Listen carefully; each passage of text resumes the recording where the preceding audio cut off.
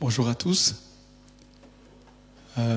Tu peux mettre directement la première slide, s'il te plaît, Yuli. Je vais commencer ma prédication, dont le titre c'est la transmission, par le fait que hier j'étais au culte Abba. Abba est un groupe de personnes qui se retrouvent déjà depuis plusieurs années et qui sont en passe, ils sont aujourd'hui une église en implantation. C'est une église qui est une émanation de la nôtre. Les dirigeants Jonathan et Colombe ont été des stagiaires, ou sont encore d'ailleurs des stagiaires jusqu'à un moment de reconnaissance, mais il y a suffisamment de fruits dans l'œuvre de leurs mains et de leur cœur. On était une vingtaine hier, et ce qui se passe, c'est que je vivais les mêmes sensations que quand on a implanté l'église Clé. J'ai parlé sur eux en disant, voyez, projetez-vous, visionnez, imaginez Abba dans une église où il y a plusieurs centaines de personnes, parce que ça commence comme ça, il y a toujours des étapes. Et on veut soutenir cette étape. J'étais très ému de cela, parce que ça me faisait un flashback de 25 ans, voyez. Mais la même sensation, la même passion, le même désir, la même prise de risque. Parce que là, vous savez, ce genre de rencontre, eh bien, on s'attend à ce que les amis qui sont là, invités, soient touchés. Il y a une attente très forte. Et c'est Peter Warner qui dit la meilleure stratégie d'évangélisation, méthode d'évangélisation, c'est l'implantation. On ne gagne jamais autant de gens à Jésus quand on implante une église. Et du coup, c'est un essaimage, c'est un envoi. Ils sont vraiment en train de sortir de la barque, de vivre finalement la mission de notre église. Et c'est les prémices. C'est la première église, il y a eu des tentatives, mais celle-ci, dans la saison dans laquelle on est, la première, c'est les prémices. Et pour les prémices, on veut semer. En fait, Dieu dit, le premier est à moi. D'accord ? Et on veut soutenir par la prière, on veut soutenir en y allant, on veut soutenir en donnant aussi des finances pour traduire le fait que nous sommes ensemble en mission. Et donc, on a lancé dans notre soirée communication la présentation, je ne vais pas rentrer dans les détails ici, d'un soutien. Je vous propose que ce soit un soutien régulier pour que ce ne soit pas un acte isolé, mais que ça s'inscrive comme une culture, comme une habitude, qu'on l'ait intégrée. Cette culture de la multiplication. C'est le premier, mais le deuxième arrive et le troisième arrive. Enfin, la troisième implantation, je la vois déjà, moi. Parce que c'est ce que Dieu nous demande de faire, de nous reproduire, de nous multiplier. Soyez féconds, multipliez, dit-il. Alors, nous sommes dans la série Ensemble en mission, et Philippe Alcock, le pasteur de l'église de Perpignan Centre chrétien de Roussillon, et qui est membre de notre réseau d'église, prêchait dimanche dernier. Son dernier point, c'était la transmission. J'ai trouvé ça extraordinaire. On s'était pas du tout préparé. Moi, j'étais dans ma retraite en train de préparer cette prédication. Et il a prêché sur Élisée, qui a reçu, à qui a été transmis l'onction. Et il se trouve que Élisée, lui, n'a pas trouvé quelqu'un envers qui transmettre cette onction. Il avait tellement soif qu'il a demandé à son maître spirituel, Élie, d'avoir une double portion. Parce qu'il avait soif, il voulait beaucoup. Et Élie a donné, a transmis, il y a eu tout un parcours extraordinaire, et il a réussi à capter le manteau, il a réussi à capter le témoin comme ça, puis la double onction est venue sur lui, il y a eu des miracles extraordinaires. Mais imaginez qu'il ait transmis à quelqu'un l'onction qu'il a eue, et que l'autre dise, je veux encore une double onction. Imaginez les livres qu'on aurait vécus dans la Bible, lus. Parce que quand l'onction, comme ça, est transmis, quand ce que Dieu t'a donné, qui est un trésor, se transmet dans une personne, ça se multiplie. Et nos vies ont pour vocation de trouver des gens envers qui on va transmettre le dépôt qui est sur nous. Une église qui a la vision de la multiplication a besoin que chaque membre se multiplie. Que chaque membre qui a un don particulier trouve une personne, un autre trésor dans lequel il va déposer cela. Il va pouvoir partir en paix. Moïse a vécu la même chose. Il a trouvé un Josué, et Josué s'est formé à ses côtés. Et il lui a transmis le bâton, l'autorité. Il lui a transmis l'onction, ce qu'il y avait sur lui, il l'a transmis. Dieu lui a dit de poser ses mains sur lui, il a reçu cette onction. Et il a fait des choses extraordinaires, mais vraiment extraordinaires. Mais il se trouve qu'à la fin de la vie de Josué, il n'a trouvé personne à qui transmettre ce qu'il a reçu. Et on va lire le premier verset ici, qui démontre la catastrophe que c'est quand on traverse une vie et qu'on ne trouve pas des personnes à qui transmettre ce que Dieu nous a donné. Regardez ceci. Yuli, s'il te plaît. Donc, on est dans Juge. Donc, Juge, c'est le livre qui est juste après Josué. Et puis, la parole nous dit, le peuple servit l'Éternel pendant toute la vie de Josué et pendant toute la vie des anciens qui survécurent à Josué et qui avaient vu toutes les grandes choses que l'Éternel avait faites en faveur d'Israël. Toute cette génération fut recueillie auprès de ses pères, et il se leva après elle une autre génération qui ne connaissait point l'Éternel, ni ce qu'il avait fait en faveur d'Israël. Ils abandonnèrent l'Éternel, le Dieu de leur père, qui les avait fait sortir du pays d'Égypte, et ils allèrent auprès d'autres dieux, d'entre les dieux des peuples qui les entouraient, et ils se prosternèrent devant eux, et ils irritèrent l'Éternel. Pourquoi ? Parce que Josué n'a pas trouvé un successeur. Pourquoi ? Parce que le peuple, les responsables, les anciens qui avaient connu Dieu, n'ont pas trouvé une personne envers qui transmettre le dépôt, transmettre l'enseignement, transmettre ce que Dieu avait communiqué. Et du coup, il se passe quelque chose quand un leadership manque, quand il y a la chaîne manque. Tu es un chaînon qui a reçu quelque chose, tu dois le transmettre pour pas que ça... Parce que quand le maillon faible arrive, c'est la catastrophe. On abandonne l'Éternel. On a une responsabilité qui est grande, chacun d'entre nous, d'avoir un apprenti. Moïse a eu son apprenti, Josué. Élie, et vous savez, c'est ceux qu'on retrouve sur la montagne de la transfiguration avec Jésus, ceux qui ont réussi, parce que c'était pour moi, la loi et les prophètes, vous savez, la loi c'est Moïse, les prophètes c'est Élie, ils se retrouvent avec Jésus, parce que eux ont transmis, moi je crois, ils ont transmis quelque chose. Ils ont trouvé une personne envers qui ils ont semé. Le dépôt, Dieu a donné un don, une onction, des capacités, des expériences extraordinaires. Et il nous supplie, vu les conséquences ici, de trouver des personnes en qui vous déposez cela. Vous transmettez ce que vous avez reçu. Et quand on se multiplie, qu'est-ce qui se passe? La personne reçoit cette onction, et peut la recevoir même en double, elle va plus loin que toi. Et c'est du coup le royaume continue de grandir, parce que après toi, il y a eu quelqu'un qui a été ton successeur. On dit il n'y a pas de succès sans successeur. C'est-à-dire, tu ne réussis pas si ta vie se finit sans qu'il y ait quelqu'un qui ait repris quelque chose de toi pour aller plus loin.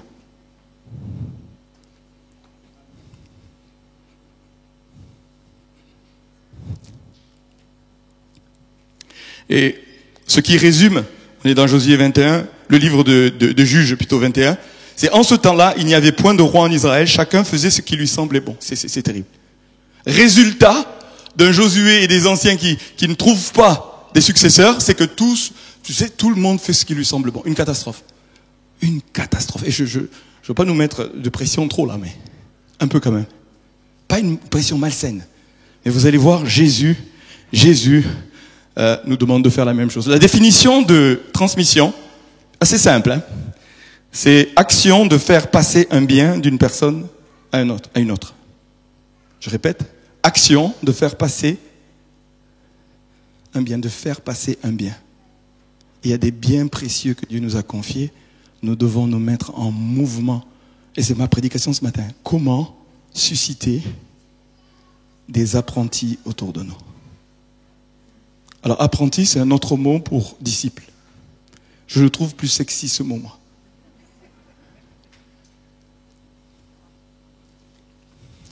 Mais c'est la même chose. Quelqu'un qui apprend auprès de toi. Et Jésus, c'est exactement ce qu'il a fait. Hein. Exactement ce qu'il a fait. Il s'est consacré à 12 personnes. À 12 apprentis. Dans lequel il s'est investi jusqu'à ce qu'il devienne apôtre. Et il dit, il suffit aux disciples d'être comme son maître. Il suffit à celui qui sert juste d'arriver au niveau de son maître. Et puis Jésus a réussi. Vous savez, Jésus, il a réussi. On va le voir aujourd'hui. Et pourtant, on pourrait dire, waouh, on était mal parti. Mais il a réussi. Et j'aimerais qu'on s'inspire de lui. Il n'a jamais investi autre chose que dans l'humain. Pas de maison, pas de voiture, pas de rien. Il dit il avait rien. Mais lui, tout ce qu'il avait, le bien qu'il a à transmettre à quelqu'un, il en a trouvé 12. Tout ce qu'il avait, il les a pris avec lui pour transmettre. Sa mission, c'était je ne pars pas. Je n'ai perdu aucun de ce que tu m'as donné. Je ne pars pas sans avoir transmis. Et quand j'ai transmis, je peux partir en paix. Je peux être élu. Pourquoi? Et il les revoit avant de partir. Ah, et vous allez voir ce matin. Il a vraiment un cœur passionné pour ces 12. Et qu'est-ce qu'il fait?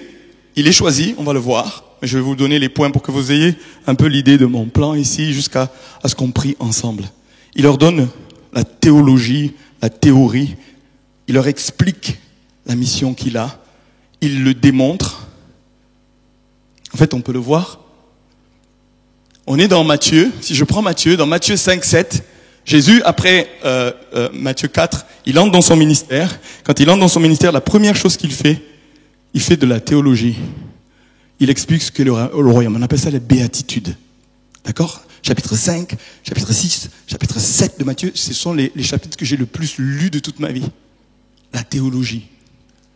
D'accord? La partie théorique à transmettre. 2, qu'est-ce qu'il fait? Juste après, dans Matthieu 8 et 9, il démontre. Et après, qu'est-ce qu'il fait? Il les envoie. Dans Matthieu 10, il dit, je vous enseigne, je démontre ce que je suis venu faire, et puis après, c'est à vous de le faire. Allez-y, faites-le. C'est un apprenti, il faut le prendre avec toi, lui parler de la théorie, passer à la pratique, c'est toi qui le fais. À un moment donné, c'est toi qui le fais. Vas-y maintenant, fais-le, je t'ai montré, fais-le. Et quand tu l'as fait, tu reviens, on débrief. Il les prend, il débriefe. Oui, mais attention, si, corrigez cela. Mais c'est la vie. Dans la vie, je te transmets ce que Dieu m'a donné. On va rentrer dans les détails. Et à un moment donné, il les établit, et puis il s'en va. Il fait Matthieu 28, il dit maintenant, allez, faites la même chose que j'ai fait avec vous. Trouvez quelqu'un, trouvez un apprenti et transmettez le bien, l'onction que j'ai placé sur vous, l'enseignement que je vous ai donné, tout ce que vous avez tous, votre trésor, le dépôt que j'ai placé en vous. Trouvez quelqu'un en qui le mettre en lui. Et c'est ainsi que tu vas te retrouver au ciel en disant, Seigneur, je me retrouve devant toi avec les enfants que tu m'as donnés, les personnes en qui j'ai transmis le trésor que j'ai reçu de ta part. Une vie qui ne vit pas ça, bibliquement, n'est pas une vie réussie. Parce que lui, il dit quoi dans Matthieu 28? Allez, faites de toutes les nations des disciples, enseignez-leur à observer, à pratiquer ce que je vous ai moi-même prescrit, enseigné, transmis. Je suis avec vous, vous allez réussir. Vous allez voir, c'est extraordinaire. Et lui, il s'en va tranquille en disant, je vous envoie notre consolateur. Et là, je m'en vais. Je fais de la place. Parce que si Jésus était resté, je ne crois pas que les disciples se seraient accomplis. Et on va le voir. Quelqu'un qui réussit vraiment bien à transmettre, à un moment donné, il s'en va. Pas que physiquement parce qu'il meurt, mais il fait de la place pour que les autres qui ont appris de lui puissent eux se déployer.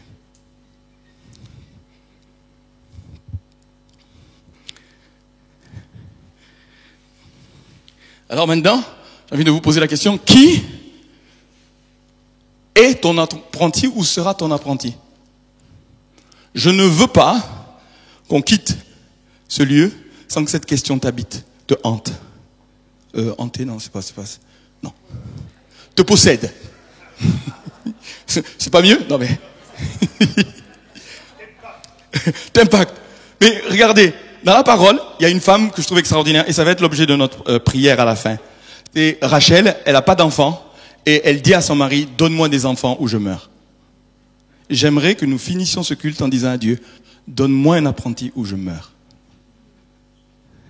Donne-moi quelqu'un en qui je transmets ce que tu m'as donné ou je meurs.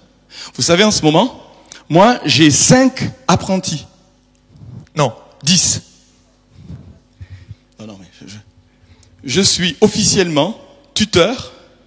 Alors, je ne sais pas si c'est 5, exactement, parce qu'il y a des tuteurs, il y en a plusieurs, Sandrine est tutrice aussi. Et puis, mais on emploie dans le cadre de la porte ouverte, il y a 3, dans le cadre de la porte ouverte, 3 contrats d'apprentissage. Et on les appelle officiellement dans le monde un apprenti. Et moi, je suis un tuteur, un référent. Et tout ce dont je vous parle, j'ai dû m'arrêter pour le pratiquer. Et je passe du temps vendredi, j'ai passé du temps avec eux. J'ai pris le téléphone parce qu'on fait de la prospection pour des producteurs locaux pour pouvoir établir des conventions avec eux et pouvoir distribuer. C'est une plateforme d'approvisionnement qu'on fait pour les épiceries sociales. Du coup, j'ai pris un moment, j'ai appelé devant eux, ils étaient tous les deux, Tierno et puis Doua, et j'ai appelé plusieurs en disant, est-ce que vous avez vu comment je viens de faire? Oui, prenez des notes. Ils prenaient des notes. Puis après, la prochaine fois, c'est eux qui le feront sans moi et on va débriefer. Ce que je sais faire, je suis en train de le transmettre à des apprentis. Mais ça, c'est un travail. Vous comprenez? On a signé un contrat, ça dure 1 an, après ça.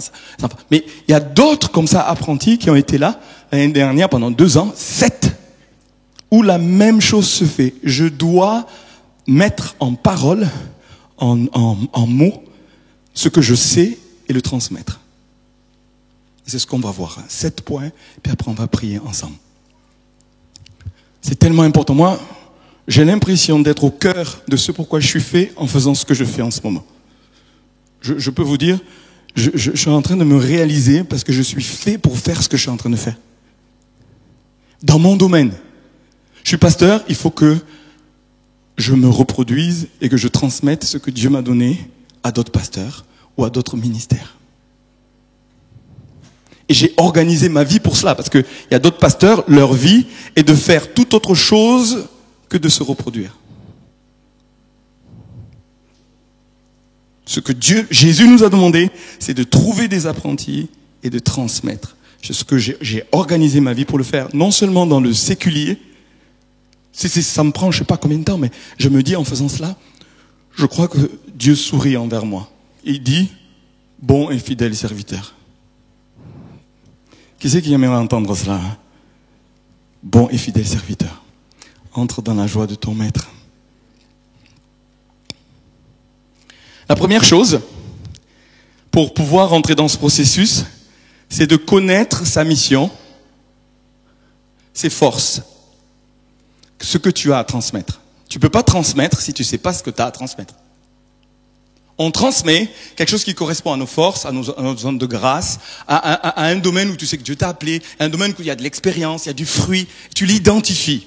Jésus, quand il commence son ministère, qu'est-ce qu'il fait? Il dit sa mission, il sait ce qu'il va transmettre à ses disciples. Il dit, l'Esprit du Seigneur est sur moi parce qu'il m'a oint, c'est-à-dire il m'a rendu capable, il m'a donné l'autorité pour annoncer de bonnes nouvelles aux pauvres, il m'a envoyé pour guérir ceux qui ont le cœur brisé, pour proclamer aux captifs la délivrance et aux aveugles le recouvrement de la vue et pour renvoyer libres les opprimés. Ça, c'est sa mission. Et quand il choisit des apprentis, c'est pour leur apprendre ça. Il sait ce qu'il a à communiquer. Il a une onction, il a une capacité, il a un don de Dieu. Il y a tout qui est paramétré dans sa vie pour accomplir une mission. Et avant de le faire, avant même de pleinement rentrer dedans, il en choisit 12. Vous savez, je fais une parenthèse, moi j'ai commencé des tas de projets, je me suis lancé et j'ai pas pris un apprenti avec moi. Et au bout d'un moment, je savais que je devais passer le témoin, mais il y avait personne à qui passer le témoin. Quand tu commences quelque chose, quand tu commences un ministère, j'ai même envie de parler ce matin à Anne, elle a été ordonnée, c'est le début, j'ai envie de dire, à qui tu transmets la mission que tu as.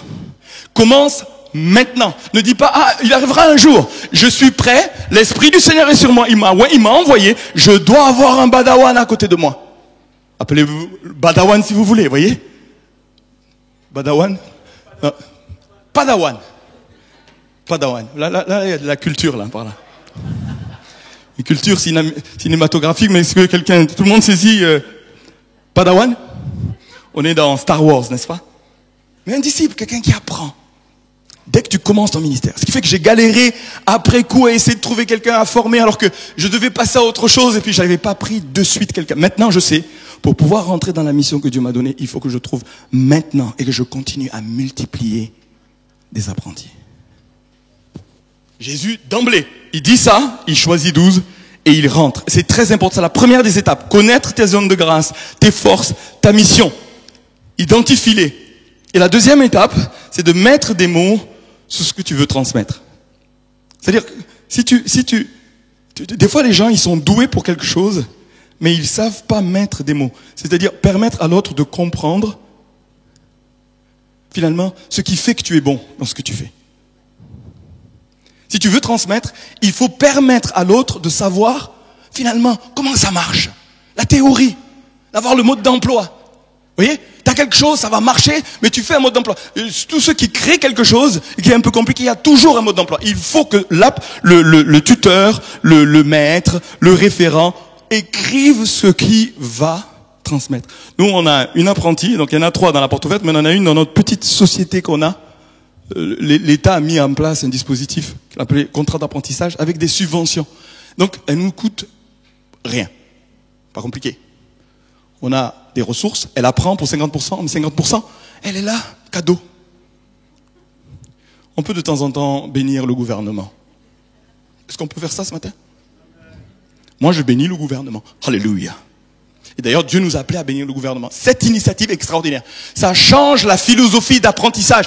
On est des grands théoriciens en France. C'est-à-dire, tu accumules des diplômes, c'est très très théorique. Vous voyez, il n'y a que la théorie, mais il n'y a pas la pratique. Et puis, cette conception de l'apprentissage, c'est que tu as de la théorie 50%, mais tu pratiques directement. Elle fait un BTS en gestion de petites et moyennes entreprises. Donc, elle découvre tout ce qu'on fait dans notre petite entreprise avec Marie-Hélène. Et Marie-Hélène a été obligée de mettre des mots sur sa pratique. Obligée. Tu veux transmettre, si tu mets pas des mots sur ta pratique, si tu n'as pas de la théorie ou de la théologie, Jésus c'était la théologie. Il a mis de la théorie. Ce que je vais faire, c'est basé sur ça, ça marche comme ça, le pardon, le machin, le ceci, le cela. Il prend du temps avec ses disciples. Si tu veux transmettre, il faut que tu mettes des mots sur ce que Dieu t'a donné. Il faut déjà que tu le comprennes. Parce qu'il y a des gens, ils sont bons, ils peuvent le faire eux, mais ils ne peuvent pas apprendre aux autres à rentrer dans ce que Dieu leur a donné.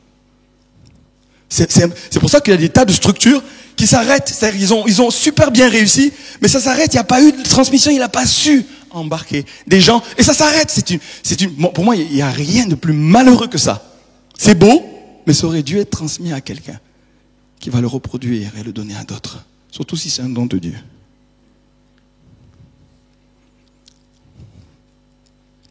Voyant la foule, Jésus monta sur la montagne juste au début de son ministère, et après qu'il se fut assis, ses disciples s'approchèrent de lui. Alléluia. Ses apprentis s'approchèrent de lui, et qu'est-ce qu'il fait? Les béatitudes. Il leur explique comment ça marche dans le royaume. Après, il les envoie, et vous allez le voir. Alléluia. 3, discerner les apprentis et puis les engager. C'est une chose sérieuse que d'avoir un apprenti. C'est sérieux. Il faut prendre le temps. Vous savez, Jésus, en ce temps-là, Jésus se rendit sur la montagne pour prier et il passa toute la nuit à prier. Quand le jour parut, il appela ses disciples et il en choisit 12 auxquels il donna le nom d'apôtres. Toute la nuit, pour discerner ce que Dieu... Vous savez, quand on a lancé la première promotion, là on est dans la deuxième promotion, mais la première promotion, j'ai prié, je tremblais devant Dieu. Seigneur, je ne veux pas me tromper parce que c'est compliqué. Tu m'en as donné. Il en avait plusieurs. Hein. Il a dû choisir parmi des gens. C'est-à-dire que c'est quand même un peu compliqué. Il y avait des élus, il y avait des non-élus. Tu vois, non, oui, non. Grosso modo, c'est ça. Il en prend parmi des disciples qui étaient là. Il les choisit, mais il prend le temps de prier. Et ça demande de la prière pour savoir en qui tu dois transmettre ce que Dieu t'a donné. Ça demande de la prière, du discernement. Parce que même Jésus avait besoin du Saint-Esprit et du Père pour dire lesquels les 12. Et parmi les 12, c'est par révélation qu'il choisit Judas, s'il vous plaît. Par révélation. Et il le savait d'emblée qu'il allait le trahir. Mais oui, ça fait partie des apprentis. Et il lui confie la bourse en plus. Mais quel discernement! Un voleur. Vous voyez, c'est des choses qui nous troublent. Mais il a pris le temps de prier pour les choisir. C'était très important pour lui. Toute une nuit à prier, à batailler. Seigneur, lequel, ça devient clair, il est choisi. Et le discernement, c'est très important. Le discernement, c'est très important. Les indicateurs pour bien choisir, c'est très important. Vous savez, moi j'ai vécu quelque chose qui m'a troublé pendant longtemps. On est venu ici avec Philippe Jauré de Montauban en 96. C'était en août 96, on s'installe ici. Et dès qu'on arrive, au bout d'un mois ou deux, Philippe Jauré, le pasteur fondateur de cette église, me dit « Rodrigue, c'est toi le futur, mon successeur. » Je suis venu pour apprendre et je ne me sentais pas prêt du tout. J'ai dit « Mais non, exactement comme Gédéon. » J'ai dit « Mais non, mais tu te trompes. Il y a un problème de casting. » Lui, il dit « J'ai reçu du Seigneur, c'est toi. You are the one. Je dis, waouh. Et franchement, je lui disais, bon, il est encourageant, il croit en moi, il m'aime, je savais qu'il m'aimait. Et je vais vous dire, dans les personnes en qui vous transmettez, il faut de l'amour mutuel. Il faut de l'amour. Il m'aimait, je peux vous garantir, il m'aimait. Et je l'aimais, il y avait quelque chose, je voulais apprendre de lui. Je lui ai dit, je vais être ton Timothée. Des années avant, je vais être ton Timothée. Il dit, Rodrigue, le nombre de gens, parce que Philippe Jaurès, je vais vous dire, hein, il y a 25 ans, il y a 30 ans, c'était, enfin, excusez-moi le terme, c'était, tout le monde voulait apprendre de lui. Vous voyez, c'était celui qui avait l'onction. Vous savez, un peu comme Élie, comme Moïse, c'était lui. Pour moi, en France, je lui disais, mais t'es le meilleur de tous les prédicateurs que j'ai entendus. À chaque fois que tu prêches, je suis là, je veux apprendre de toi, je vais être ton Timothée. Il me dit, hop, hop, hop. J'ai persévéré, un peu comme Élisée. Non, je te laisserai pas. L'Éternel est avec toi, l'onction est sur toi. Je ne te laisserai pas. Puis je vais à un moment donné, il a dit ok. Et il me dit mais c'est toi qui seras mon successeur. Je le croyais pas. Ça m'a pris des années. Au bout de 10 ans, il me redit. Moi j'étais en partance pour l'Afrique. Il me dit Rodrigue, c'est toi qui reprends. Je te propose. Je dis mais non, tu te trompes. Je t'assure, tu te trompes. Il me dit prie. Je prie. Pendant que je prie, Dieu me dit c'est ma volonté. Et là je m'écroule en larmes. Vous voyez, d'un coup, je me réconcilie avec quelque chose qu'il a discerné. Mais pendant ces 10 ans, il a transmis. Il a transmis. Il a transmis. Ce que je suis, c'est le fruit de ce que Philippe Jaurès a fait. Ça n'a pas été facile, hein, je vous le dis moi. Philippe Jaurès a son caractère, mais moi aussi. Vous savez, le grand enjeu, c'est le caractère.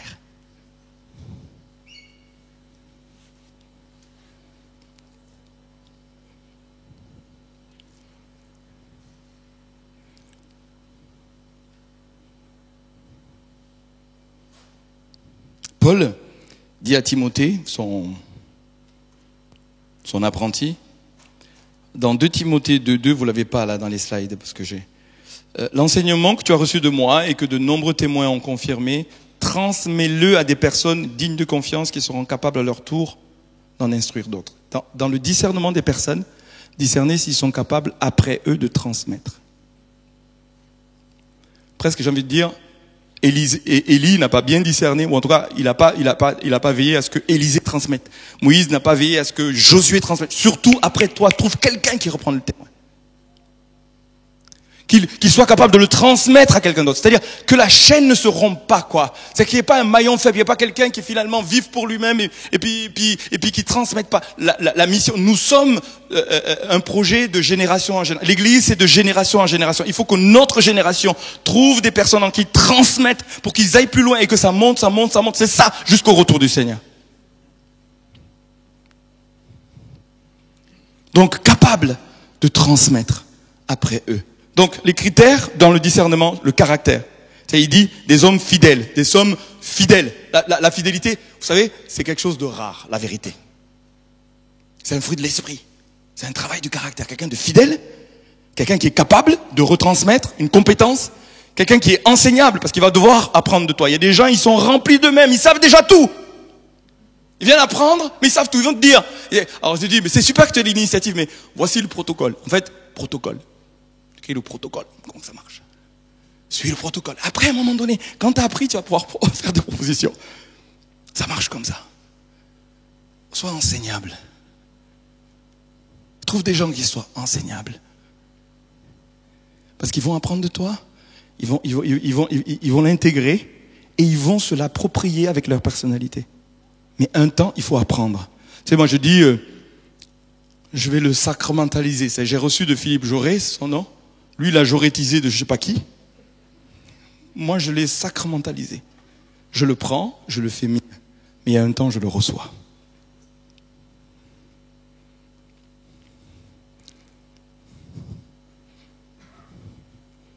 Et j'aimerais insister sur la notion de compatibilité.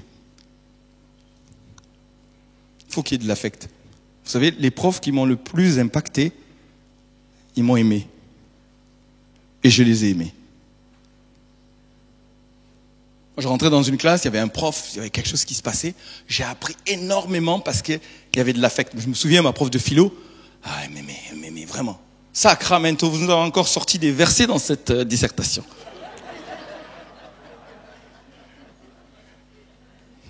Elle me dit, j'avais envie de dire amen à la fin, mais elle me bousculait. Mais on s'est retrouvés, maman, en dehors des cours. Il y a quelque chose qui se passait. Pour transmettre, il faut veiller à ce qu'il y ait de la chimie. Quand on aime et que la personne est aimée, c'est comme si d'un coup il y a un débit, vous savez, il y a un haut débit, quoi. Ça fait... Oh, tu transmets. Sinon, ok, c'est des connaissances. En fait, on transmet ce qu'on est. Et pour transmettre ce qu'on est, il faut de l'amour.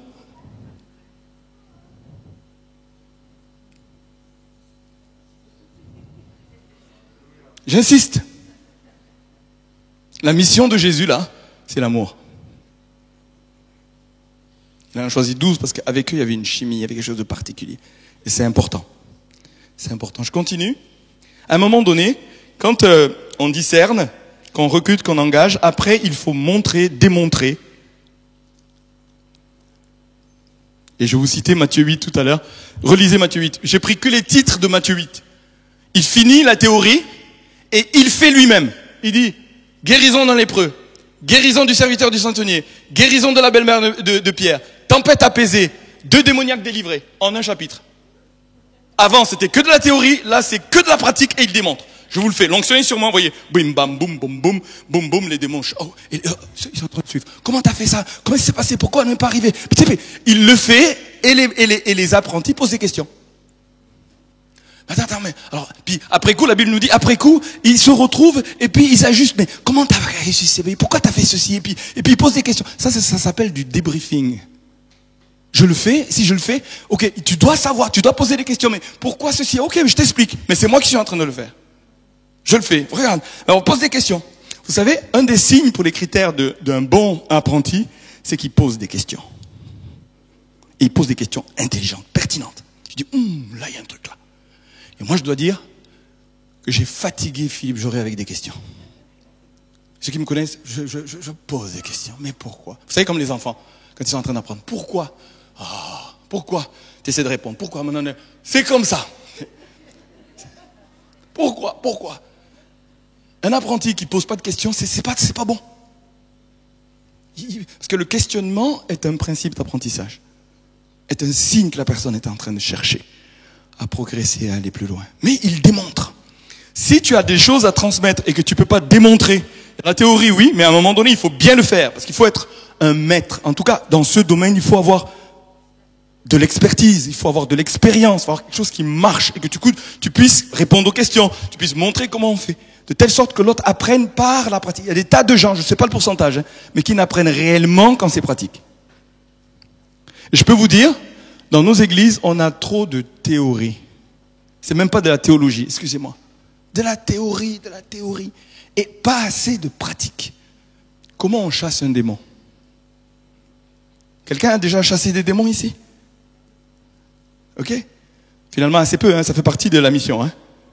Oui, quand même. Si Nirina ne lève pas la main, on est cuit, là, les amis. On est cuit. Mais on peut lire des livres sur chasser les démons. On peut entendre des prédications.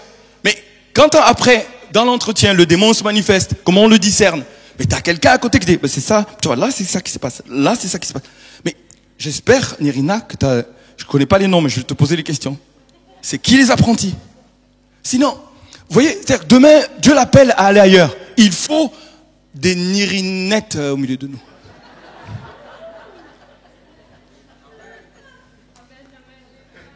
Mais plein de Nirinettes. Non, mais là, je suis sur la relation d'aide, la délivrance. Mais c'est un fondamental. Quand Jésus donne sa mission et qu'il envoie les disciples, il leur dit, chassez les démons. Mais si on n'a que de la théorie et qu'on ne sait pas des espaces où tu apprends, tu poses des questions, tu sais, mais comment c'est... Puis à un moment donné, vas-y, essaye. Ah non, mais là, tu vois, tu as fait ceci. Mais s'il n'y a pas ça, comment voulez-vous qu'on sache? C'est idem pour la prédication, en fait. La formation qu'on a faite, c'est quoi? Ok, vas-y, prêche. Vas-y, envoie-moi tes notes. C'était le concret de la chose. Vous voyez? Tu sais ce que tu as, tu mets des mots dessus, tu choisis ton apprenti, tu lui démontres, et puis à un moment donné, la prochaine étape, tu le mets en action. Mettre l'apprenti en action. Puis, ayant appelé ses 12 disciples, il leur donna le pouvoir de chasser les esprits impurs, de guérir toute maladie et toute infirmité. Ce que lui vient de faire dans Matthieu 8 et 9, il leur dit maintenant c'est à vous de le faire. Mais avant de les envoyer le faire, il leur donne le pouvoir. Écoutez ce que je vais dire ici ce matin. Ne déléguez pas une tâche sans donner l'autorité qui va avec. Ne prenez pas un apprenti pour faire des tâches que vous n'avez pas envie de faire. Prenez un apprenti pour qu'il non seulement il fasse la tâche, mais qu'il ait le pouvoir, l'autorité de le faire.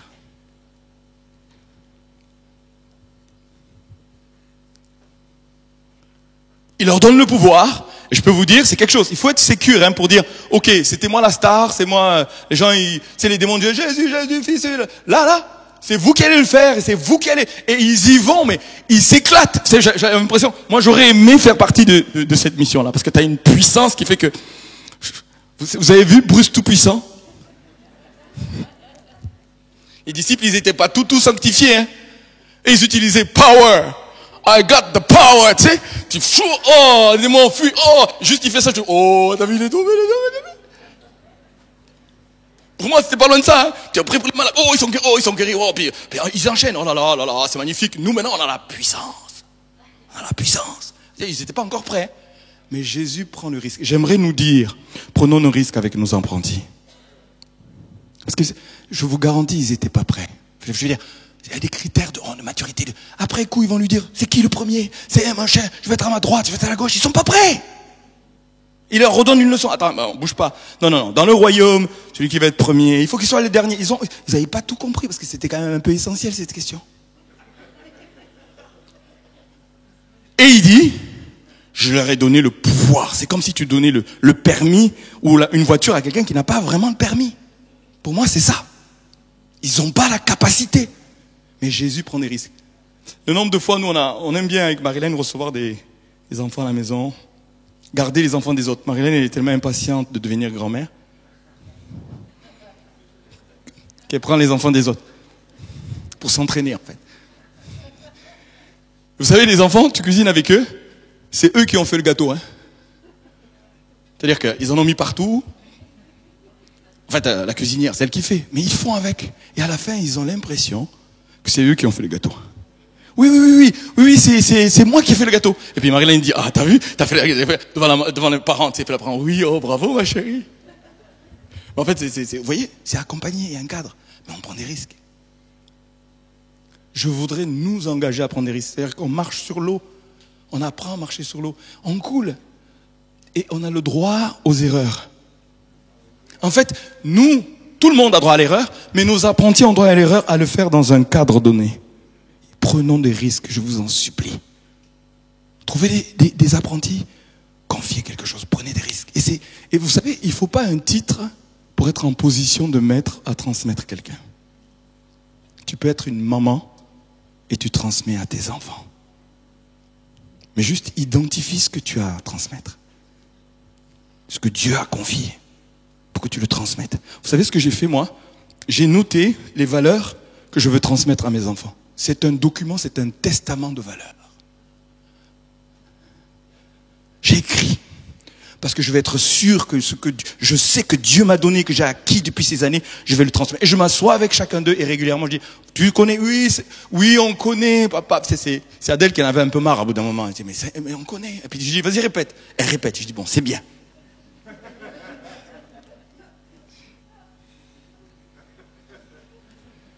Parce que, vous savez, le dépôt, le bien que je transmets à quelqu'un d'autre, c'est pas de l'argent. Même si j'aimerais bien leur laisser beaucoup de biens. Mais c'est des valeurs. Est-ce que tu es conscient de ces valeurs? Est-ce que tu prends le temps de veiller à ce que ce soit transmis?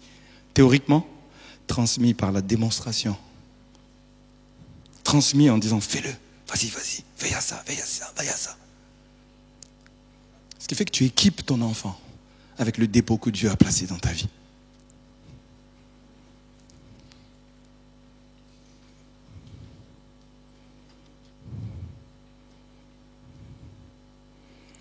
Sixième, débriefing. Et après, il y en a un dernier point, mais débriefing. Quand il les envoie en mission, après, il débriefe avec eux. Les 70 revinrent. Alors là, on est dans Luc. Ça apparaît pas, mais on est dans Luc 10. Et c'est l'équivalent de Matthieu 10. C'est-à-dire, Jésus envoie. Et c'est pas que les 12 d'ailleurs, il envoie les 70. D'accord? Et après, il débriefe. Les 70 revinrent avec joie, disant, Seigneur, les démons même nous sont soumis en ton nom. Jésus leur dit, je voyais Satan tomber du ciel comme un éclair. Voici, je vous ai donné le pouvoir de marcher sur les serpents et les scorpions et sur toute la puissance de l'ennemi et rien ne pourra venir. Alléluia. Cependant, ne vous réjouissez pas de ce que les esprits vous sont soumis, mais réjouissez-vous de ce que vos noms sont inscrits dans les cieux. Moi, je ne sais pas comment représenter ça au cinéma. Jésus qui voit Satan tomber du ciel comme un éclair. Ça doit être magnifique, ça. Les disciples sont en... Pour moi, ma compréhension du combat spirituel qu'on a à mener aujourd'hui, c'est d'aller chasser les démons sur le terrain, d'aller guérir les malades, d'aller évangéliser, d'implanter des églises, d'implanter des œuvres. Alors qu'on le fait, Jésus dit, je vois Satan tomber du ciel comme un éclair. Satan, il tombe du ciel comme un éclair. Quand nous obéissons à la mission. Et puis il dit, super, ils étaient en joie. Ça devait être un truc extraordinaire quand même. Ils ont vécu des trucs de fou. Ah, Jésus, tu sais pas quoi, je vais te raconter. Un peu comme dans The Chosen, vous voyez. Un truc de fou. Puis à un moment donné, Jésus leur dit, bon, on va corriger quand même des choses là. Faites attention. Gardez vos cœurs. Et la vraie joie, c'est pas d'avoir de la puissance. La vraie joie, c'est de connaître l'amour de Dieu qui t'a inscrit dans le livre de vie. Reviens au cœur, reviens au cœur. Reviens au salut, à l'œuvre que Jésus a fait, qui fait que tu es connu au ciel. C'est ça l'essentiel. Le reste, c'est qu'un moyen de gagner des gens. C'est pas, j'ai la puissance de chasser les démons, de guérir les malades. Non, c'est le salut. Les gens sont sauvés. C'est ça qui importe. Et que leur nom à eux aussi soit inscrit dans le livre de vie. Vous savez, dans le débriefing, moi j'aimerais dire que je crois que Jésus, d'abord vous le voyez là, il est très encourageant.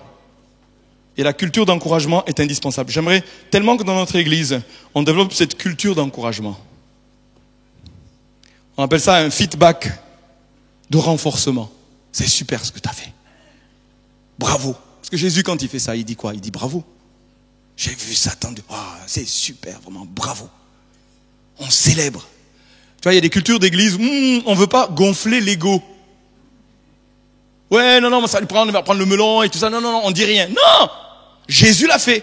Quand tu débriefes, renforce, affirme, bravo. Ouais, je t'applaudis, Jésus. Oh, c'est bon, tu es un bon et fidèle serviteur.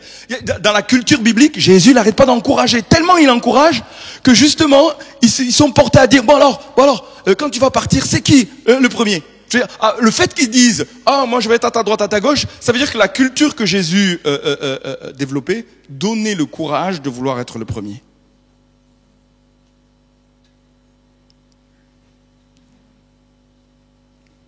Et Jésus s'est pas offusqué. Comment? Non. Ah, tu veux être le premier. Voici le chemin. Il y a une coupe. Ça va coûter. Ça va être difficile. Oui. Mais il dit pas non à l'ambition. Et il y a des gens qui vont apprendre autour de vous. Ils vont vous dire, mais moi, je vais révolutionner tout. Là, je vais tout déchirer, moi. Ah, tu dis, bravo, tu vas tout déchirer. C'est super. Mais voilà le chemin. En fait, vous voyez la différence? C'est pas réfréner ça. Non. Oh là là, mais oui, tu vas y arriver. Et vous allez voir, la dernière partie, elle est extraordinaire. Jésus fait quelque chose d'extraordinaire. Dans le processus de discerner, équiper, il débriefe. Et la dernière étape, qui est très importante pour moi,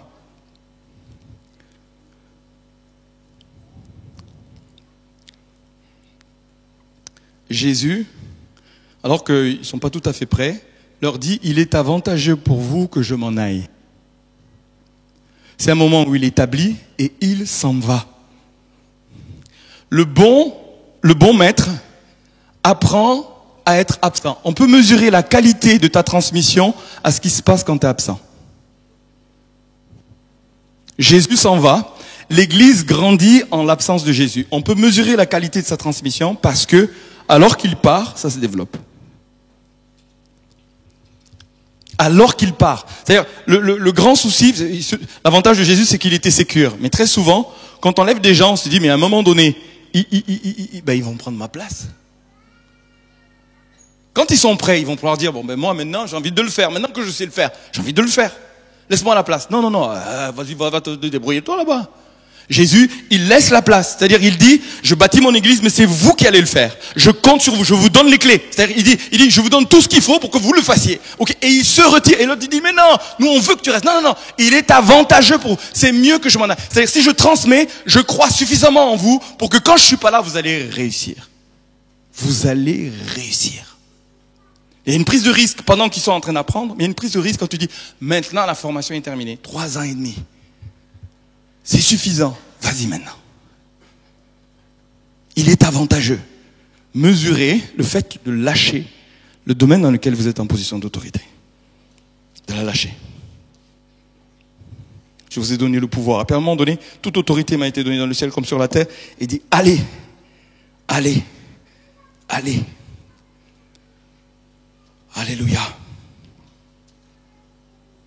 Et puis, il va même plus loin, hein.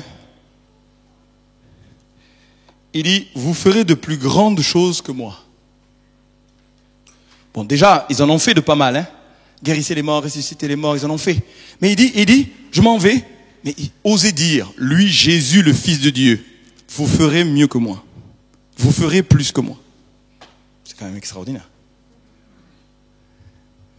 La transmission sécure. En fait, si tu fais mieux que moi, je suis là en train de dire, yes! Oh, c'est top, je suis trop heureux pour eux, ils sont en train de se réaliser. En fait, dans le recrutement, le but, c'est pas de te servir, mais c'est que eux se réalisent. C'est-à-dire, ils rentrent dans leur part, et que dans leur part, ils aillent encore plus loin parce qu'ils accomplissent la volonté de Dieu. Il est avantageux que je m'en aille. Il se retire. Il fait de la place. Comme à la création, hein. Dieu finit de créer, et en fait, il se retire, il dit, c'est pour toi, Adam. Et il revient voir, waouh, tu fais ce que tu fais. C'est bon, c'est magnifique ce qu'il fait. Mais il se retire. Parce qu'imaginez Dieu présent, en mode, puis Adam est là. Non, non, non, Adam, je te confie ça à toi. C'est toi le responsable. C'est toi qui as l'autorité.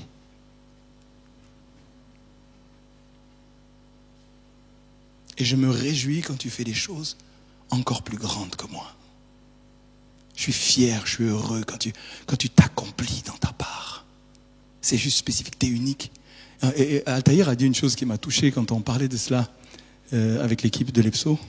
Il dit quand on est dans cette logique de transmission, parce qu'on priait là-dessus, il dit, en fait, personne ne peut remplacer ce que tu es. Tu peux transmettre à quelqu'un, lui, il va devenir ce qu'il doit devenir, mais ça ne peut pas te remplacer parce que ce que tu es est unique. Ce que Dieu a prévu pour toi, c'est unique. Ton couloir est unique. Et c'est un vrai enjeu de lever les autres si on est sécure. Si on sait ce que Dieu nous a confié et le couloir qu'il nous a donné. Alors, qui sera ton apprenti ?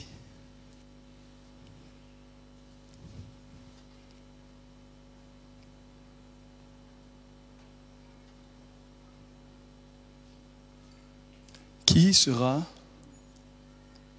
ton apprenti?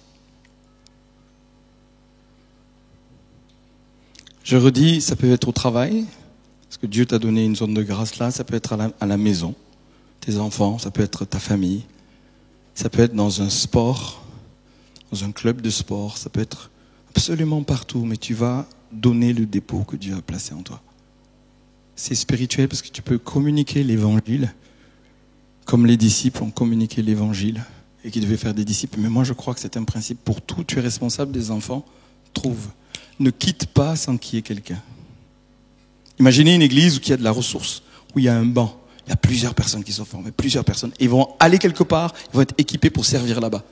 Pourquoi ? Parce que la préoccupation, comme Jésus, c'est de trouver des disciples en qui transmettre le dépôt que Dieu a placé dans ta vie. Je me propose de prier. Je vais demander à Franck de venir au clavier. S'il te plaît.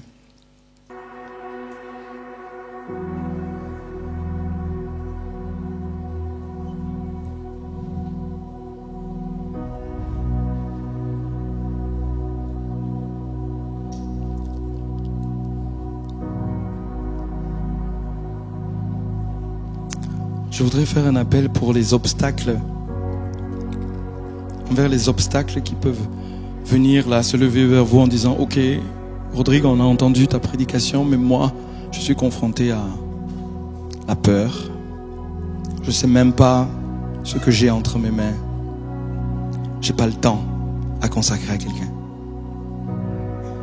Je suis pas compétent, j'ai pas de compétences. Et je sais même pas pourquoi. Je dis que c'est important, mais ça ne résonne pas en moi. Quelles que soient les raisons, j'aimerais que tu viennes à Dieu. On a partagé ce matin que le Seigneur dit viens.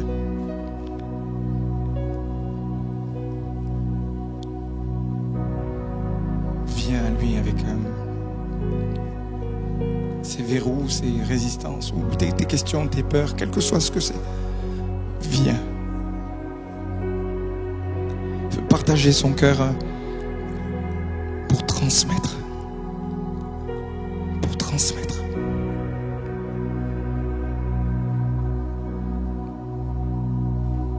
Il n'est pas trop tard. Il y a peut-être des personnes qui pensent c'est trop tard, c'est plus de mon âge, ou c'est plus... Il n'est pas trop tard. En Afrique, on dit un vieillard qui meurt, c'est une bibliothèque qui brûle.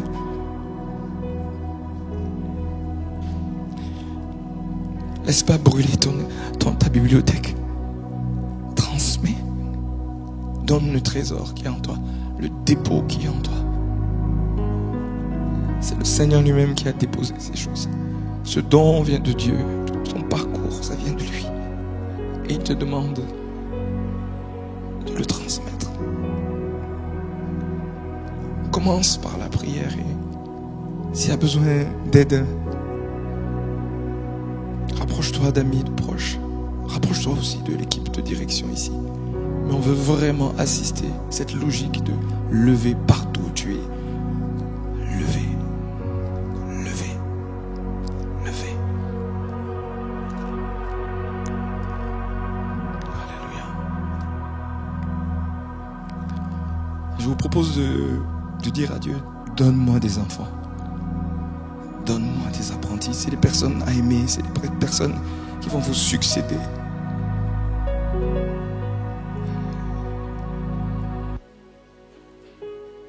Et dans ce que je suis en train de dire, il n'y a pas de condamnation, il y a une pression comme ça, légaliste. C'est le cœur de Dieu que je perçois et que j'entends. Il n'y a pas de limite quand on s'ouvre à lui. Vous savez, j'ai vécu tout mon parcours en lutte avec la compétence, la capacité d'être successeur de Philippe Jouret. Et par sa grâce, je suis là aujourd'hui à transmettre ce qu'il m'a donné.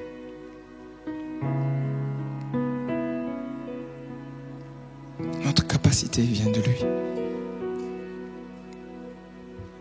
Alors je vous propose de juste répondre. C'est un processus ici, mais juste répondre. Peut-être en se levant. Si c'est une réponse à Dieu, après ce qui a été partagé ici, de dire oui. Je veux rentrer dans ce processus d'avoir un apprenti.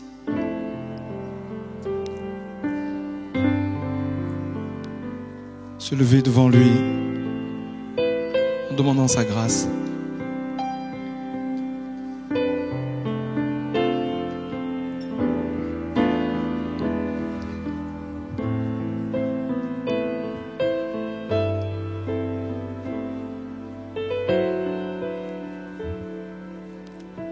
Oh Seigneur, nous avons besoin de toi.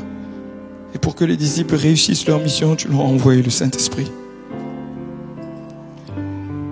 Je veux bénir tes enfants ce matin avec cette capacité surnaturelle par ton esprit pour réussir cette mission d'avoir des apprentis et puis de transmettre ce que tu as donné. Je les bénis dans la foi. Je les bénis en croyant, Seigneur, que tu es avec eux et puis que c'est ton esprit qui active ces choses, qui conduit à discerner, à reconnaître, à connaître ce que tu as placé entre leurs mains, à ouvrir leurs yeux pour discerner ce que tu leur as donné. Personne autour qui transmettent. Veillez à ce qu'il y ait une transmission avec qualité pour qu'eux-mêmes le retransmettent à d'autres. Je veux les bénir, Seigneur, que cette bénédiction descende sur les familles, sur les couples, sur les maisons. Alléluia. Je veux bénir ce matin le groupe Abba en implantation. Tu leur donnes la capacité eux-mêmes de se reproduire, dès maintenant une force intérieure, une semence de Dieu pour que ce qui sont se reproduise.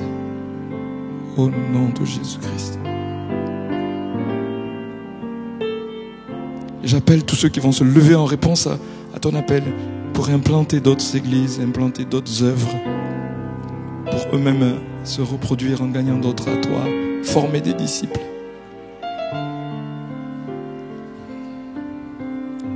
Au nom de Jésus.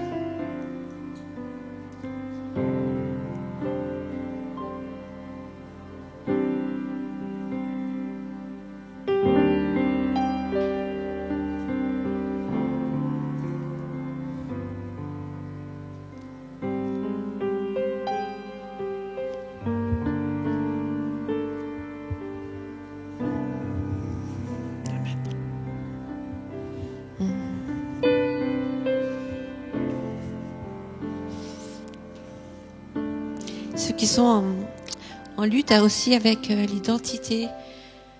Seigneur, je me rappelle, je suis ce que je suis par la grâce de Dieu.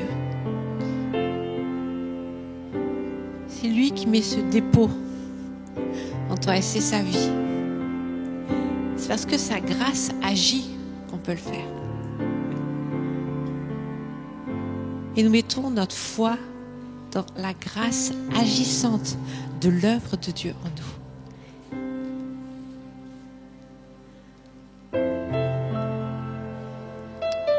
Merci pour ton appel, Seigneur. Nous voulons le prendre avec sérieux et puis y répondre, être obéissant aussi.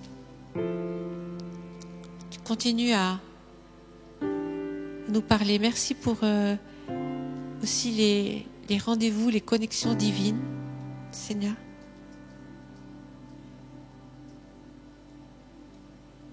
Toi qui es le Dieu de la relation, tu mets en relation. Merci. Et ceux qui n'ont jamais été en relation avec Dieu, puis qui ont envie d'être en relation avec Dieu, c'est le moment. Je vous invite juste à faire un signe, dire oui, mais je ne connais pas Dieu, mais je sens qu'il m'attire. Je suis d'accord de laisser tomber toutes les fausses images, en tout cas celles que j'ai héritées, que je n'ai pas adhérées, en tout cas, me laisser toucher par la grâce de Dieu et le rencontrer. C'est le jour du salut pour toi. C'est le jour du salut pour toi. Jésus se révèle. Il est la porte. Il te connaît. Merci à tous d'avoir été avec nous, d'avoir suivi cette vidéo. On espère qu'elle vous a touché, qu'elle vous a béni. N'hésitez pas à la partager aussi autour de vous et à vous abonner à la chaîne YouTube. Et on vous donne rendez-vous d'ailleurs chaque dimanche à 10h sur cette chaîne YouTube ou en présentiel avec nous à Montpellier. Également, si vous avez des questions sur la foi, sur Dieu, sur la Bible, on aimerait vous inviter à participer à nos soirées Alpha, où vous pourrez poser toutes vos questions, où vous pourrez cheminer, où vous pourrez découvrir qui est Jésus. Et je vous invite à aller en description sous cette vidéo, où vous aurez toutes les informations, l'email à contacter, etc. Et avant de terminer, j'aimerais m'adresser pendant un court instant à vous qui peut-être avez regardé ce message et vous vous dites « Oui, mais moi j'aimerais bien avoir la foi. Moi j'aimerais bien connaître ce Dieu. » Et j'aimerais vous dire que c'est possible pour vous aujourd'hui. Le message de l'Évangile est très simple, c'est un message d'amour. Dieu est amour, il nous a tellement aimés que la Bible dit qu'il a envoyé son Fils, donc lui-même il est venu sur cette terre pour prendre notre péché, afin qu'on ne meure pas, mais qu'on ait la vie éternelle. Et la vie éternelle, c'est quoi? C'est être en relation avec Dieu, nous dit la Bible. Ce n'est pas juste qu'est-ce qu'on fera après la mort, c'est dès aujourd'hui être en relation avec Dieu et être pardonné complètement de son péché. Donc c'est possible pour vous aussi. Si peut-être vous êtes derrière votre écran et vous vous dites « mais comment faire ?» C'est très simple, le Seigneur est là, vous pouvez lui parler, vous pouvez lui demander de se révéler à votre vie et de vous pardonner. Et à partir du moment où vous lui demandez pardon, la Bible dit « il est fidèle et juste pour nous pardonner de tout péché ». et à partir de ce moment, une nouvelle vie commence. Donc si vous avez pris cette décision aujourd'hui, n'hésitez pas à nous contacter. Si vous avez des questions, si vous avez besoin de prière également, vous pouvez envoyer un mail à contact@egliseclé.fr et on se fera vraiment une joie de vous accompagner, de prier avec vous. Et on attend de vos nouvelles avec beaucoup d'impatience. Et on espère vraiment que Dieu continue de vous bénir. Alors je vous dis à très bientôt, que Dieu vous bénisse et ciao ciao.